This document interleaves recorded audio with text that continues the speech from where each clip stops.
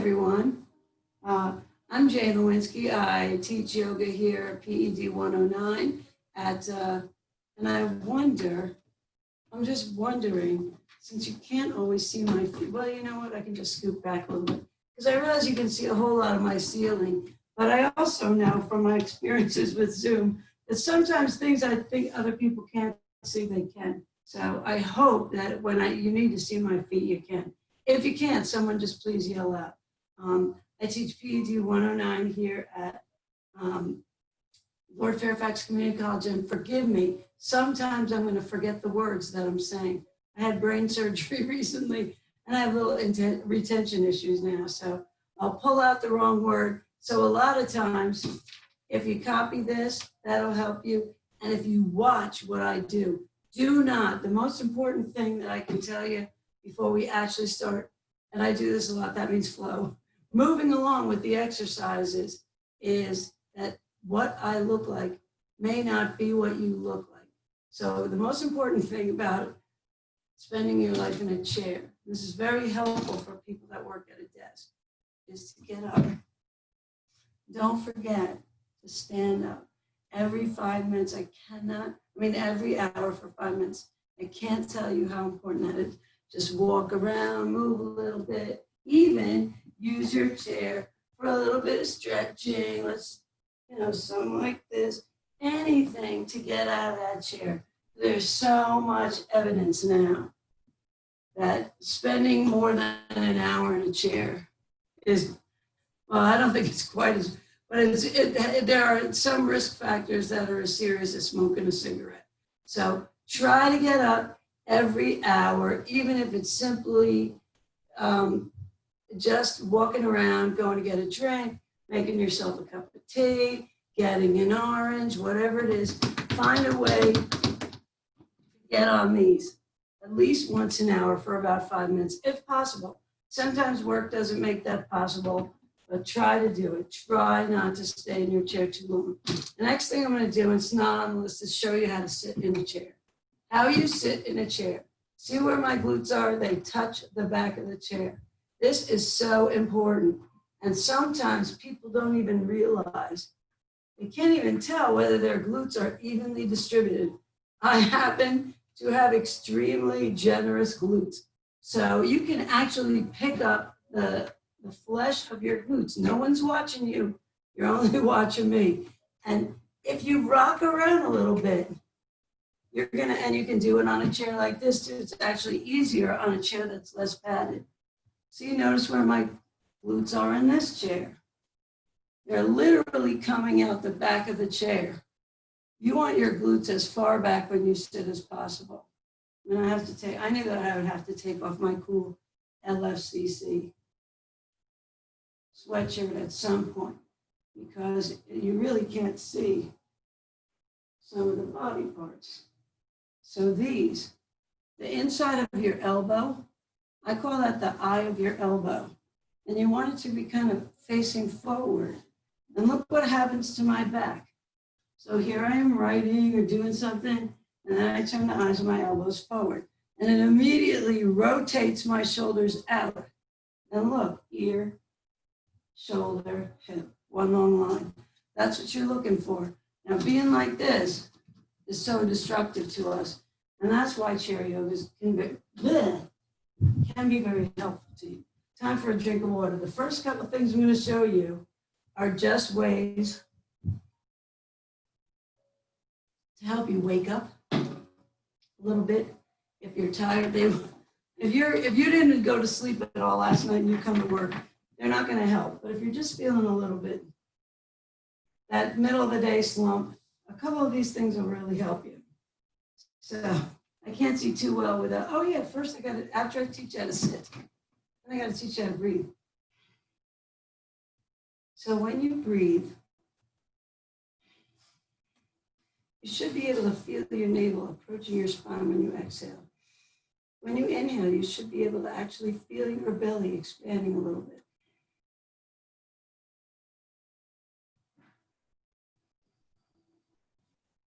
And notice, if you really focus on the exhalation, And now see, this chair bends back a little bit.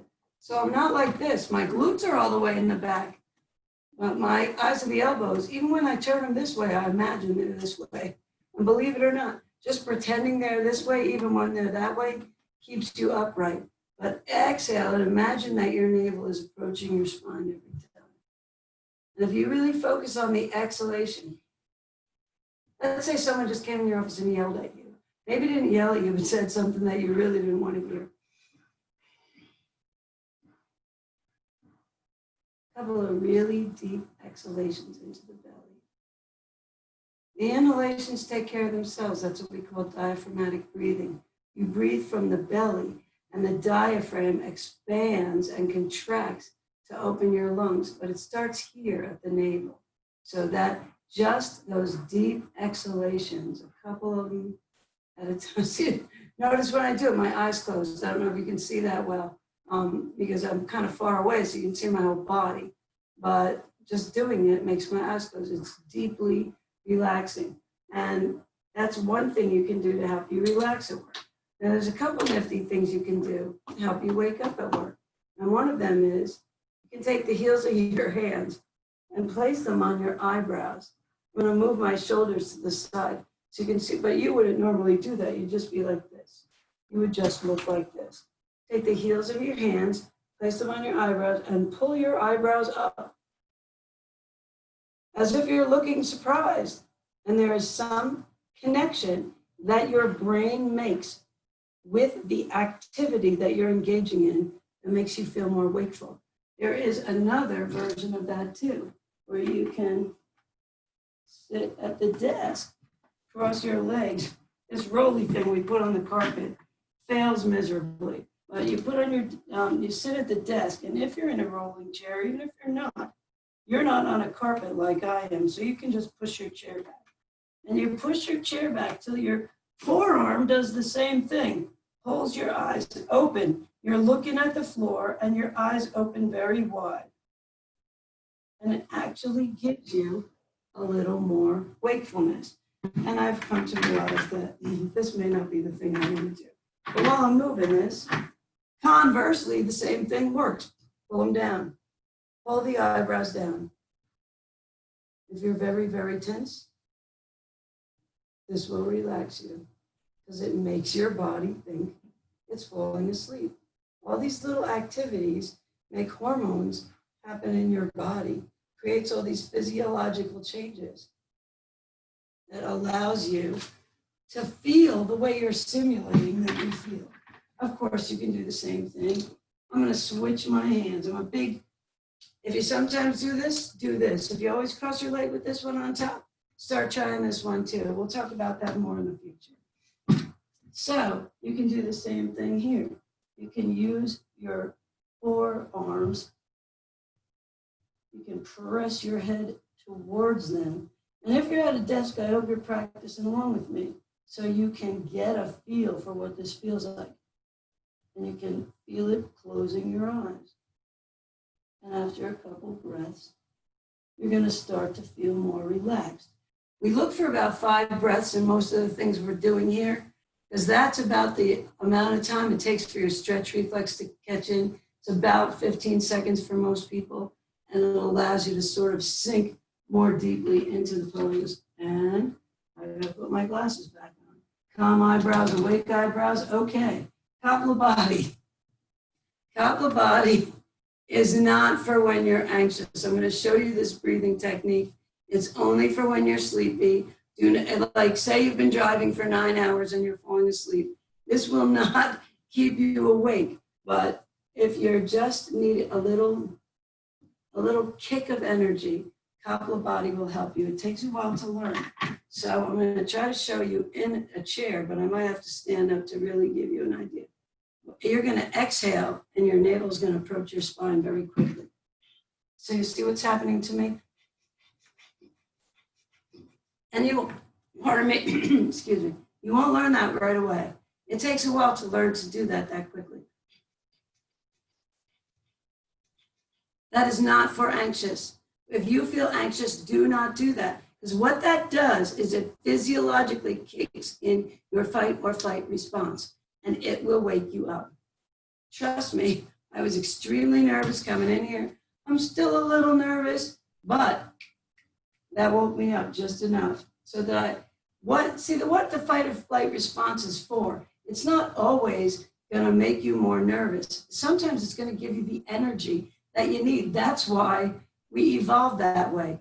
The fight or flight response is not just there to make you anxious all the time. It's there to help you fight. So if you think of it as giving you energy to accomplish the goal that you're, notice those externally rotated shoulders while I'm sitting here, to accomplish the goal that you're working towards, work up to about 15 rounds and maybe do it 3 or 4 times. And it'll kick you into high gear for probably a half an hour to an hour, depending on what your natural body rhythms are. So now we're going to start doing some actual arms, shoulders, spine things. The first arm exercise I'm going to show, I'm going to turn to the side. You don't really need a table for this. I'm thirsty as all get out. Happens when I teach floor yoga too. Practicing and talking at the same time makes you much thirstier than practicing. Is just pencil arms. It can look like this. Watch my shoulders very carefully. It's not this, it's this. When you pull up with your arms, you pull down with your shoulders at the same time. Never this, always this. So this can look a whole lot of different ways. It can look like this. It can look like this. If you clasp your hands, I'm going to try to get a little closer. If you clasp your hands halfway through, switch the thumb and switch the finger, and immediately notice your shoulders feel to keep pulling down, not here, here. So if you look, or there's another way to do it. Take those clasped hands and flip them inside out. This feels very, very good on the tricep, but it's too much for some people. So some people might just want to do it like this. Regardless of whether you do it this way or this way, after about 3 breaths, do it this way.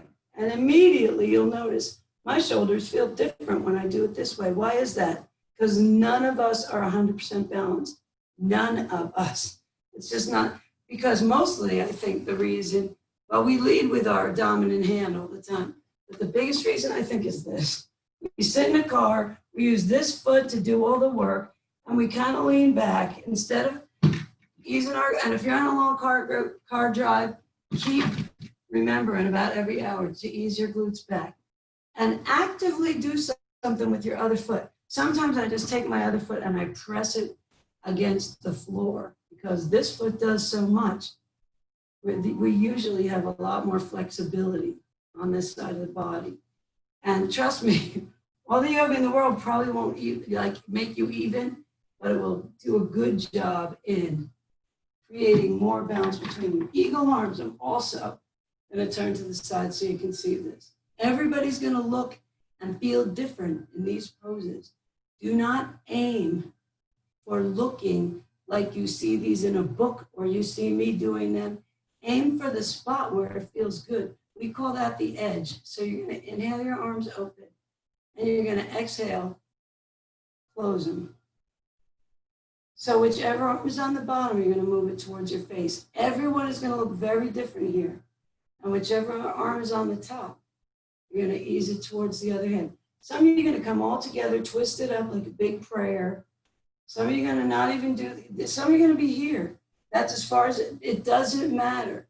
Find the point of gentle tension where you feel something happening.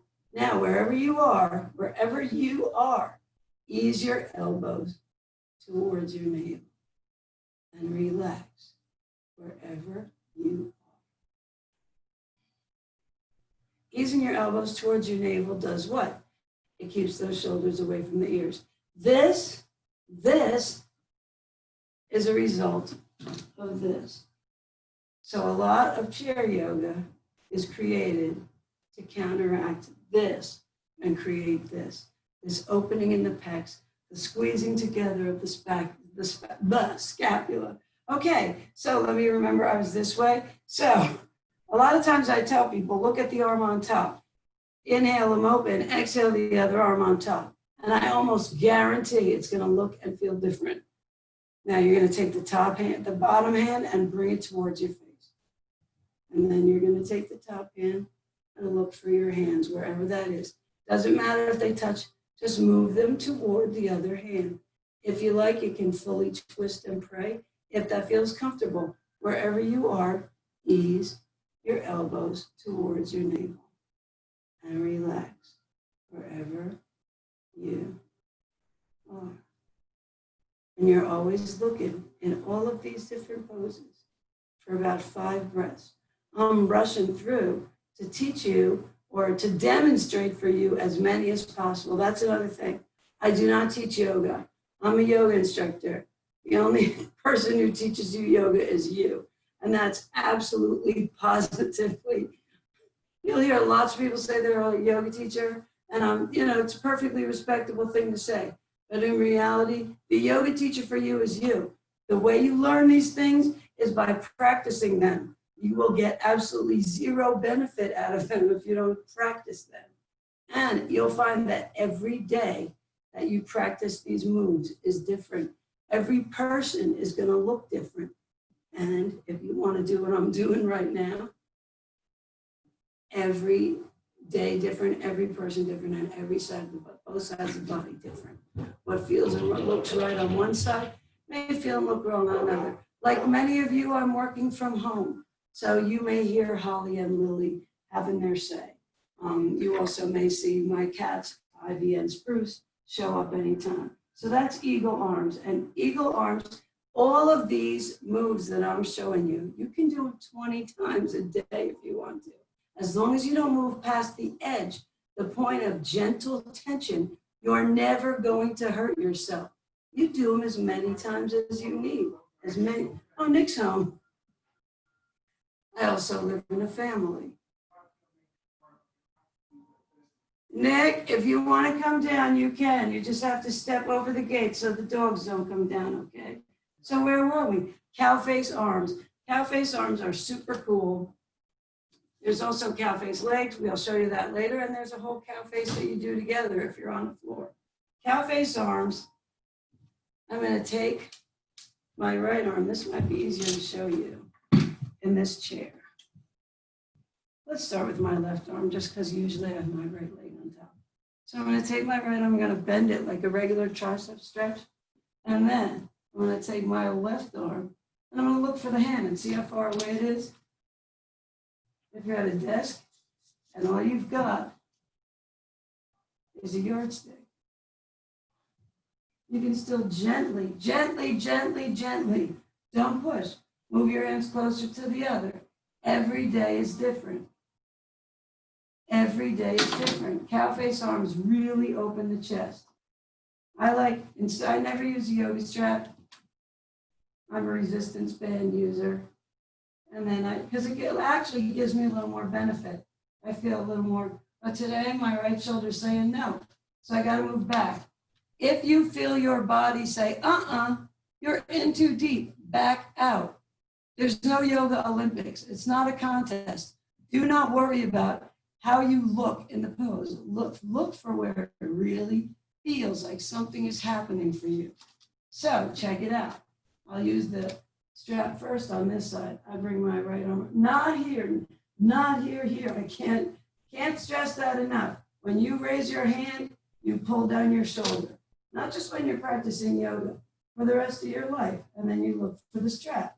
And both sides are very different. Usually this hand on my body comes a lot closer to the other hand. And some of you, like I was 20 years, some of you are going to find the other hand. And that feels really cool. Then you can go back and forth. And of course, same can be done here.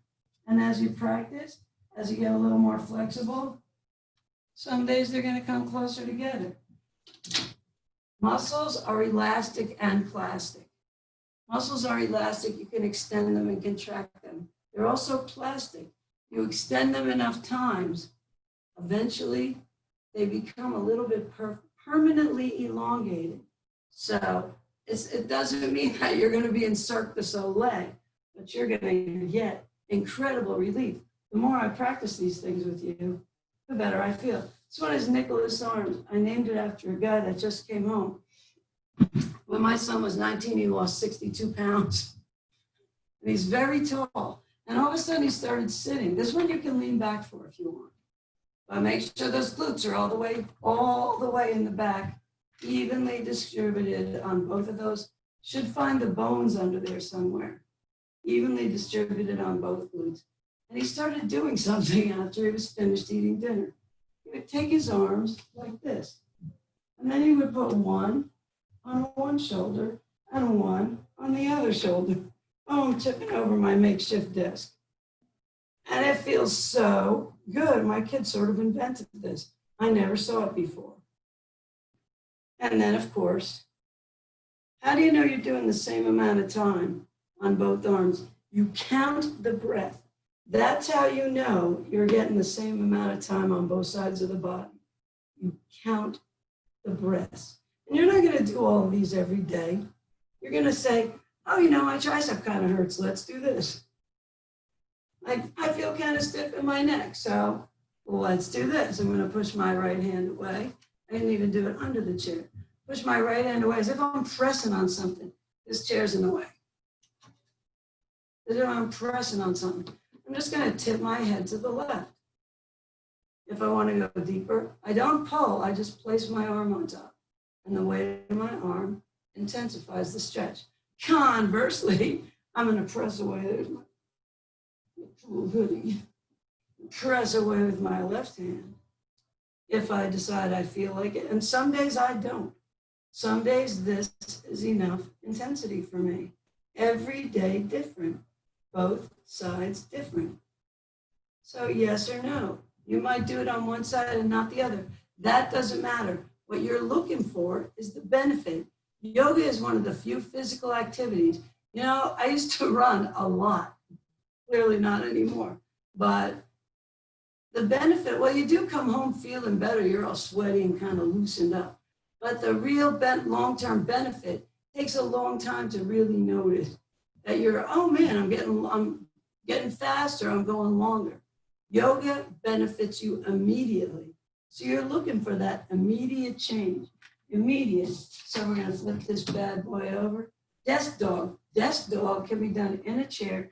This is one where a rolling chair helps, but it's not necessary, especially if you're not on a carpet like I am. Most of you, I don't think, have carpeted offices. So it's just as easy. In fact, when I did desk dog for the Administrative Professionals Day, I had a chair like this and I just pushed it back and it easily slid across the floor. Just don't want to place too much pressure on the chair. So you kind of lift it a little bit up and you're going to push the chair back. Not way back here. You don't want just your fingertips. You want your whole entire hand and maybe even a little bit of your arm. And you're going to hang here until you feel your chest sinking between your shoulders. This is one of the most helpful poses. It gives all the benefits of downward facing dog without having to hold yourself up on your arms. It just changes people's shoulders and it gives a heck of a lot of lower back relief. Hi, baby. Right. And you can see I make a lot of grunting noises. I don't apologize for it. The reason I made yoga a business, my life job, is because I love the way it feels. Conversely, let's say I'm going to show you a bunch of different examples. You can desk dog on the back of this chair. What you're looking for is to have your legs parallel to the wall and your body moving towards, my dad, when he was getting older, he was really, really tense. So his desk dog looked kind of like this. But eventually, if you practice enough, you may find your shoulders moving between your ears. You can do it on a piece of furniture like this. I think you can see the edge of my sofa here. No matter, you can do it right on your desk, standing up. I have desk dogged on my bed when I wake up in the morning and right before I go to sleep, literally thousands of times. And any of the things I'm showing you, you can hang in them as long as you want, and you can do them as often as you want. The only thing you want to look for, and this you kind of get to know with practice, but immediately you'll know if it hurts. If it hurts, back out. It's so easy. Say you're here, and you're like, ouch. Inhale out, exhale back, and don't go so deep. That's all. The way you get out of a yoga pose is the same way you got in. You back out. Inhale as you back out. Exhale as you come back down. And just don't go so deep. You look for the edge, the point of gentle tension, the space, and everybody's got one where it feels delicious to do that. So where are we? Oh, good. We're in good time too. Okay. Chest, neck, and torso. Neck opener. Oh, I already did it. I already did it because I felt like doing it. And that's another thing. You don't have to do them in this order. I'm just showing them to you in what I think is an easy order for me to kind of remember, so I don't have to keep looking back. You know, there's no reason why you can't do this, and then, I mean, it doesn't matter. You can always roll your shoulders around. Rolling the neck. Here's what I'll say about rolling the neck. For some people, this is contraindicated. So if you feel discomfort when you do this, this is not for you. So you want to get a little bit of neck flexibility. You come forward, chin to chest. Ear approaches, doesn't touch. Ear approaches, shoulder, back, chin to you. Just roll this way. You don't touch the back. For some people, and today my neck says, I don't really want to go that far. That's about as far. Listen to it. Every day different. Listen, pay attention. And as you practice, you'll start to know what your body wants. And the cool thing about having all these little skills is that, like, when your quad hurts, in a few minutes, we're going to learn how to fix it. It might not make it, you know, if you tore your ACL, your quad's all rolled up in there. No, that's not going to work for you. But I think that's it, the anterior cruciate ligament. Anyway, but if it's just sore because you ran too much or you did a little too much marching or whatever it is, you know, there's little things you can do to help relieve some of your own discomfort. And certainly Desk Dog is a lifesaver for people who have lower back pain. That's just generalized lower back pain. That's not due to some kind of disorder or some kind of skeletal issue. Desk Dog is one of the by far most popular things. How did I flip this over? Because I wasn't paying attention. Okay. Because of the nature of this chair, this one comes to this chair. This is gentle back bend. I'll show you from the side first, and then I'll show you from the back. You literally, what you're going to do, I'll show you standing, and you can stand up and do this. Clasp your hands and attempt, doesn't matter whether you do, but sort of pull them down towards your glutes. And if you can get them below your glutes, that's great. And you can do that in a chair if it has an open back. You can just kind of stick the hands. You can see my hands coming through the chair. Guess what you're going to do now? And I hope you do this one with me, whether standing or seated. If your chair has a back, try it standing up. Now, I'll bring my hands really close so you can see what I'm doing now. Switch the fingers. Put the other thumb on top and all the other fingers on top. And pull your hands down to your point of gentle tension. And you're going to say, wow, it feels different. Because what your fingers do affects what your shoulders do. That's the kinetic chain at work. If you're always crossing this, like people like to cross their legs, but almost everyone clasps their hands with the same thumb on the top all the time. Learn to switch them out. I can't tell you how much that will affect your shoulder flexibility. Where are we at? Oh, yeah, seated twist. This also is, I can do it in this chair, but it's easier to show most people in the chair. So what you're going to do is your knees, glutes are all the way back. Your knees keep facing forward. And every day is really going to be different with this one. You lead with the navel. First, the torso turns, then the head and the shoulder follow. And if it feels good, you put the hand here or over here. In a chair like this, it might look like this, depending on how comfortable you are. But my knees are still facing the front. My glutes are not all the way back because I want to get the full twist. When I get a full twist, you can notice, I don't know if you can see, my shoulder blades start squeezing together, but my knees and my glutes are still facing the front. So,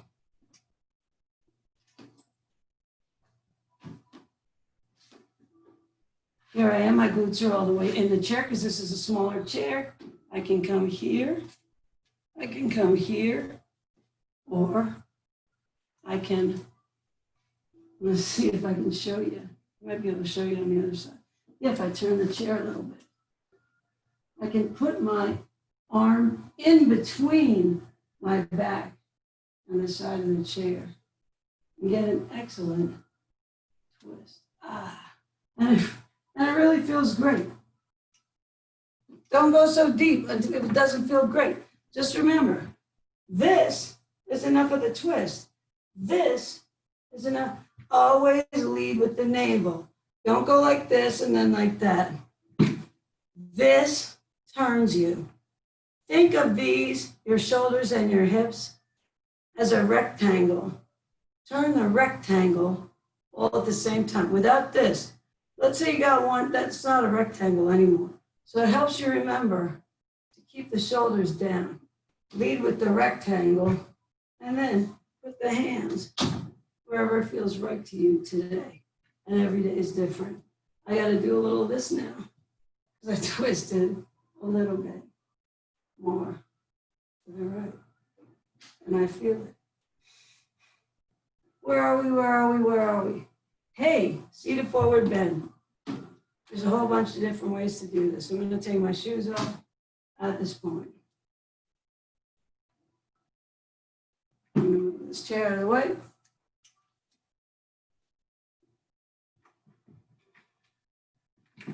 Glutes all the way back. Inhale up, exhale forward, flat, flat, flat back. None of this, flat back. Now, when you reach that edge, that point, and the most important thing about a seated forward bend is that your glutes, if you're moving forward and your glutes are coming off the mat, you're not helping your alignment or your flexibility. Flat back, flat back, flat back. See what I'm doing? Until you find your edge, your point of gentle tension, without your glutes coming off the mat. Then if you want to do a little of this for a while, there's no harm in that. As soon as the glutes start coming off the mat, inhale back out, you're in too deep. And exhale into a more gentle version. Start with a flat back, then go ahead and relax. But even when you relax, avoid this. Try not to wear your shoulders for earrings as much as possible. Now, there's a whole bunch of cool variations of that. Got to turn to the side a little bit.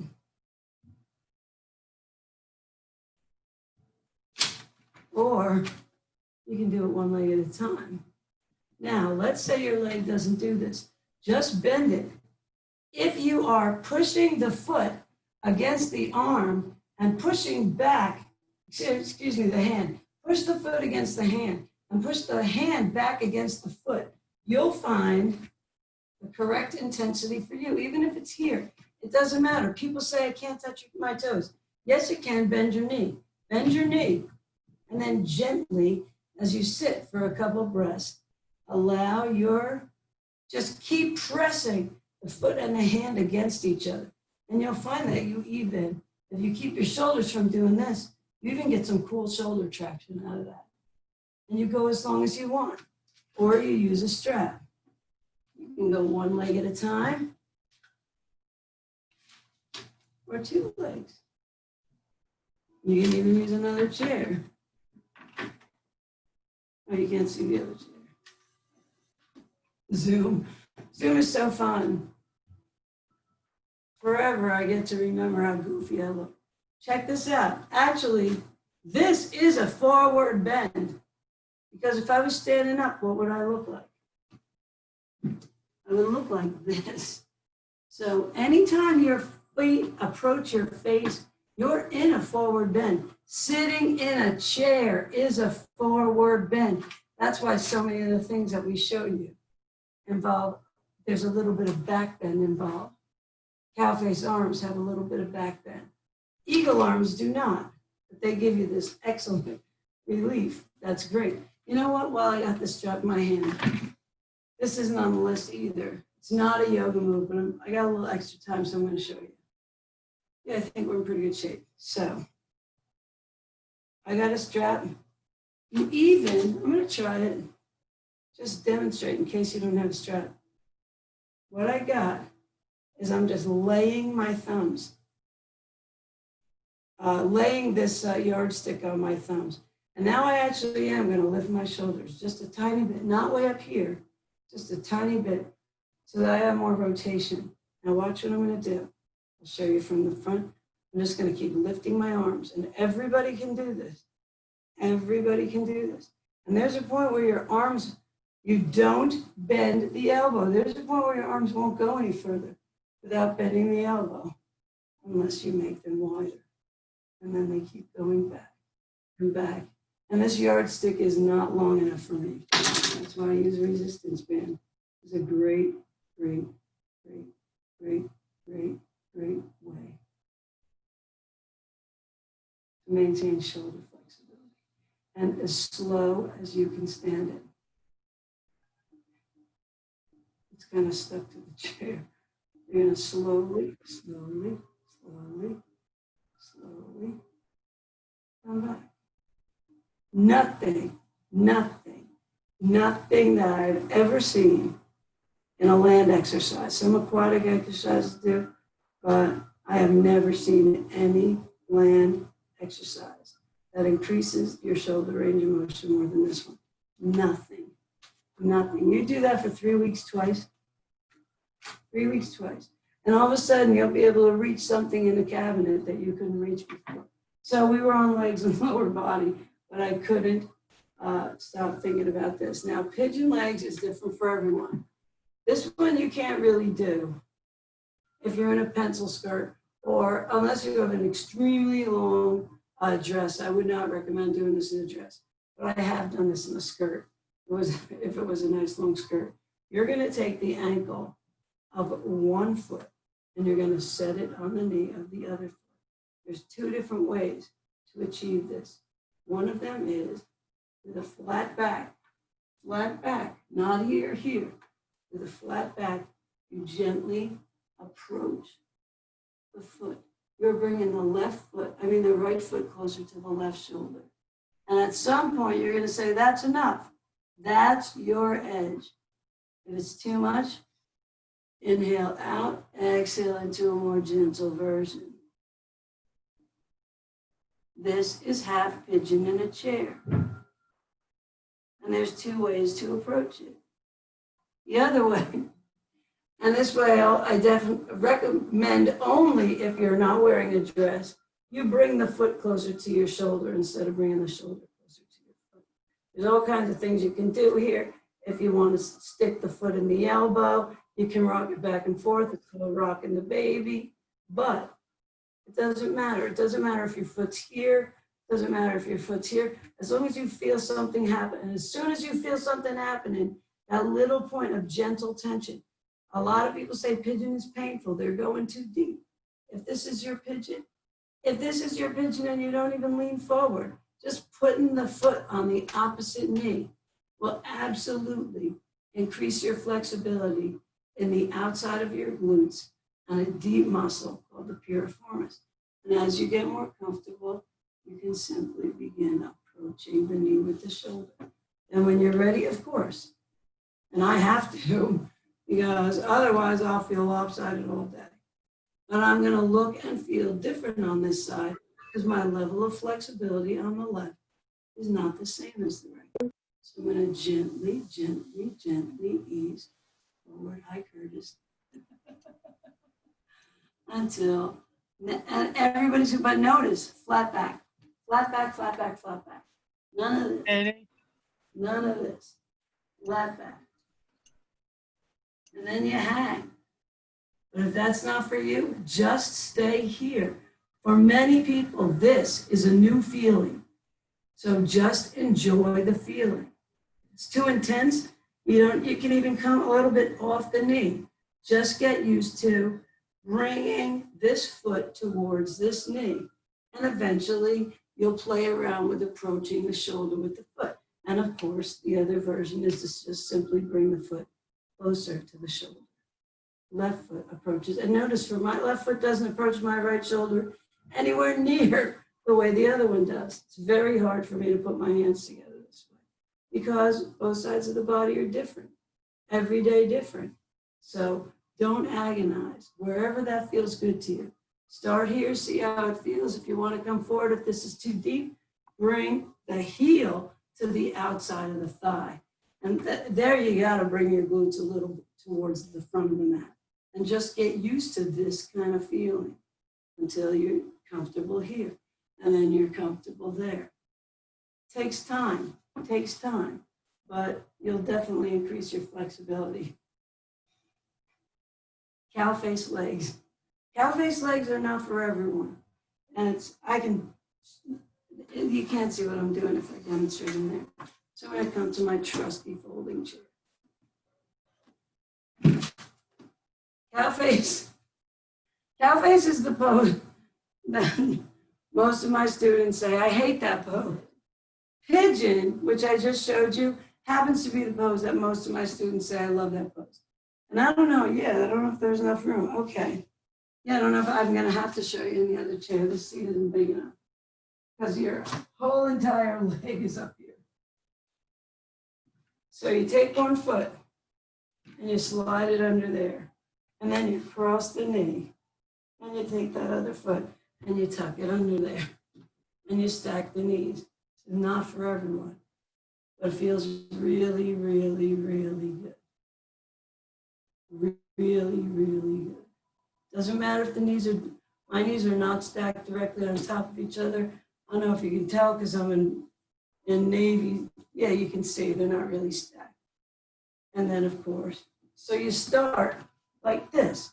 This is how you begin cow face. It's sort of the opposite of pigeon. You put the ankle under the knee instead of putting the ankle on top of the knee. So you put this ankle under the knee. And to do that, I got to stick my foot outside of here. And then I can just stay here.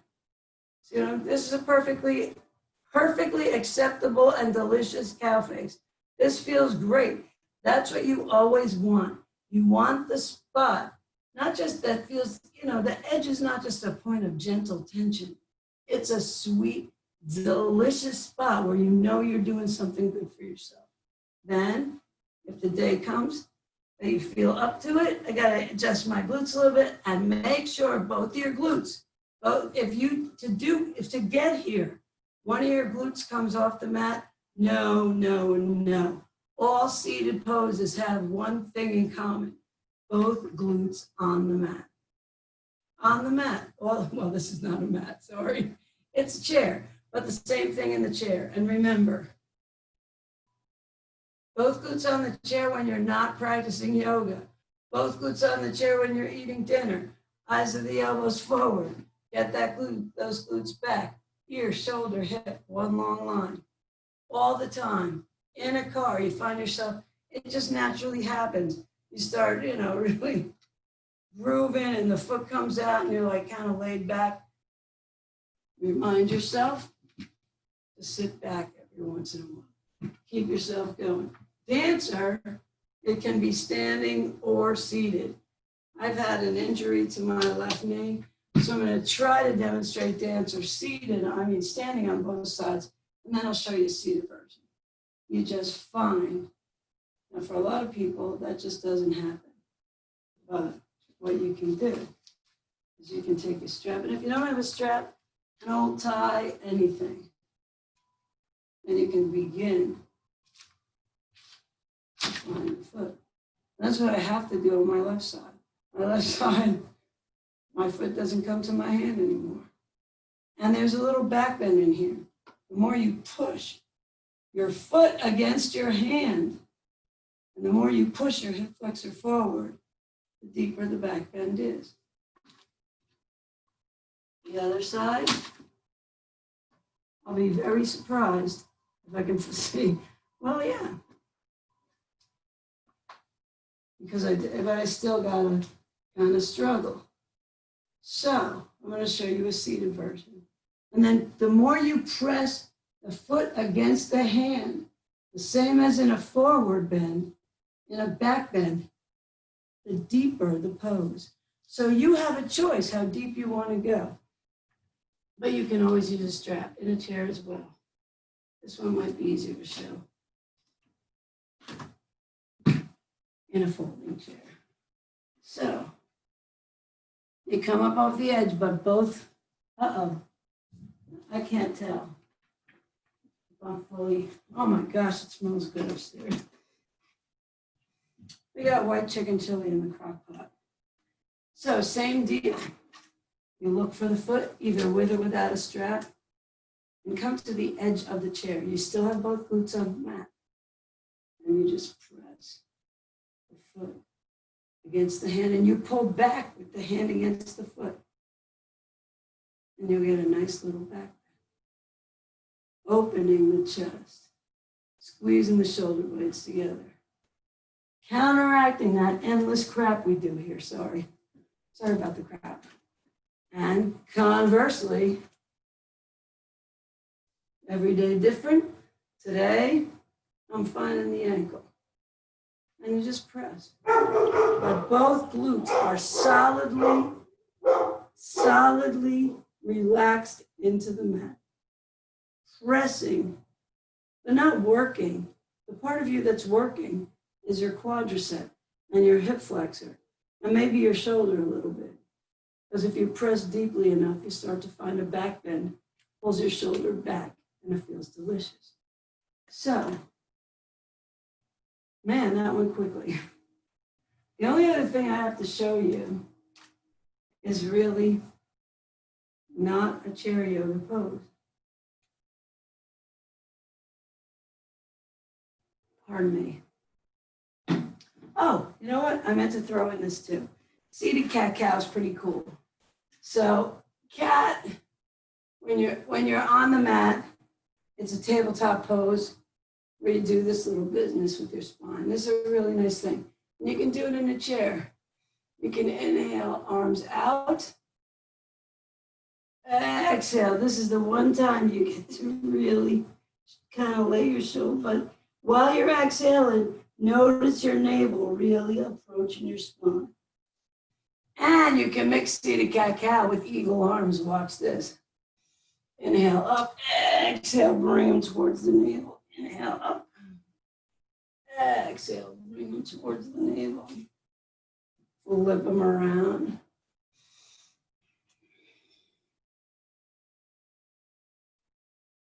So there's one more thing I wanted to show you that has absolutely nothing to do with chair yoga, but has a lot to do with anxiety.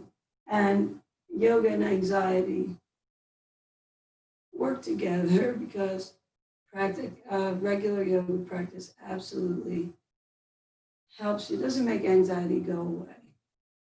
It helps you kind of surf the waves of anxiety that come through any normal life. And this is exactly what I did before this meeting that we're having now. It's a Superman stand. So I got to fix my my leggings, and you can go into a booth at a men's or a ladies' room. You can, step anywhere where nobody can see you. Put your hands on your hips like Superman. Look to the side. Make sure those shoulders aren't here. Really rock back and forth a little bit. Make sure those feet are flat on the floor. And be Superman. And for 6 seconds, if you do this, there's a book written called The Superman Stand, I believe. And it's about a woman who did this study. There is actual evidence that practicing the Superman stand for 6 seconds before you take a test gives you a better grade. So you can tell your students, you can show them, demonstrate the Superman stand for them and tell them, this may increase your test score. If you practice Superman stand before you go to a job interview, you're more likely to get the job. So those are just some nifty little things you can do, some little life hacks. And that's about all I got for you today. There's a few minutes left. If it's up to Chris, I see there's a few questions in the chat, but it's too far away for me to see. So if someone wants to read them out to me, Chris, and if you want to open the floor for any questions, I'll gladly respond to the best of my ability. I'm waiting because I cannot read the chat. So can someone, okay, any person, can you all unmute yourselves? Uh-oh. Hey. Hey, someone's talking. Yeah, it's me, Janie. I'm always talking. Hey, Curtis, can you read what it says in the chat? It looks like there's a couple questions there. I don't see anything in the chat, what I can see. Let me see if I can. Jane, I'll read it.